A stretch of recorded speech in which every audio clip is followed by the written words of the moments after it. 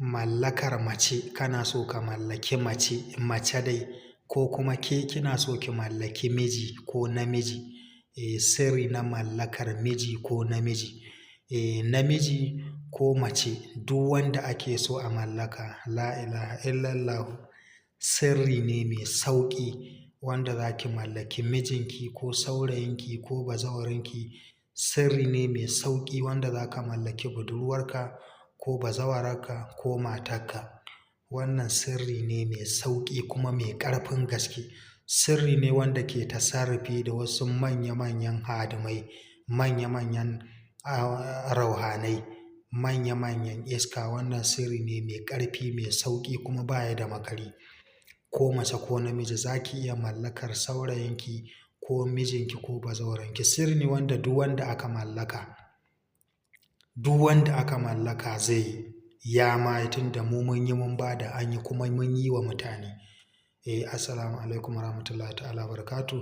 Al'ummar faɗin duniya, barkamu da sake haɗuwa da ku a cikin wannan gida mai albarka na Gobe da Nisa TV da Kuɗin Jini TV. To muna godiya ga masoyanmu, jama'ar mu, al'ummar mu na faɗin duniya, musamman mutanen da suke kiran mu suna saka mu ayyuka da masu saka bincike da tambayoyi da masu yi mana fatan alkhairi, musamman mutanen ƙasar mu Najeriya, mutanen Nijar, Kamaru, Chadi, Ghana, Algeria, Libya, Mali, Gabon, Taiwan, Qatar, Benin, Togo, Kenya, Sudan, Saudi Arabia, mutanen ƙasar Guinea, Faransa, mutanen South Africa, mutanen ƙasar Cote d'Ivoire, Abidjan, Ajame. Muna godiya yadda ake bibiyar mu dare da rana cikin wannan gida mai albarka na Gobe da Nisa TV.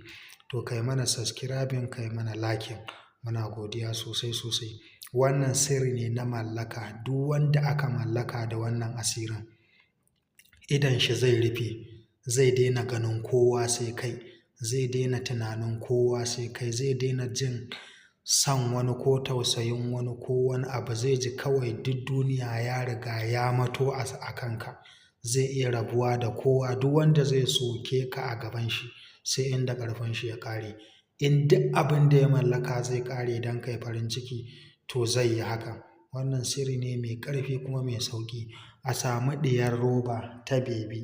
In namiji ne a samu roban namiji, in mace ce a samu ta mace. Wannan mace ce maka mallaka, ya sa haga roba ta mace ce. Sai a rubuta sakandamin Haijatu, Banatu, Adalasa'u, Kasahun. Sai a yi wancan hatimin na ha babba ga yanan tsakiya da jan maka. Sai a rubuta sunan wanda ake so, sunan shi kawai za a rubuta. Sai a ɗora shi a kan wuta. Yana cikin hayaƙin nan za a dinga kiran sunan shi. Za a dinga kiran sunan wannan mutumin. Sai an kira sunan shi so 100,000 cif cif, kar ya wuce 100,000, kar ya gaza bai kai ba.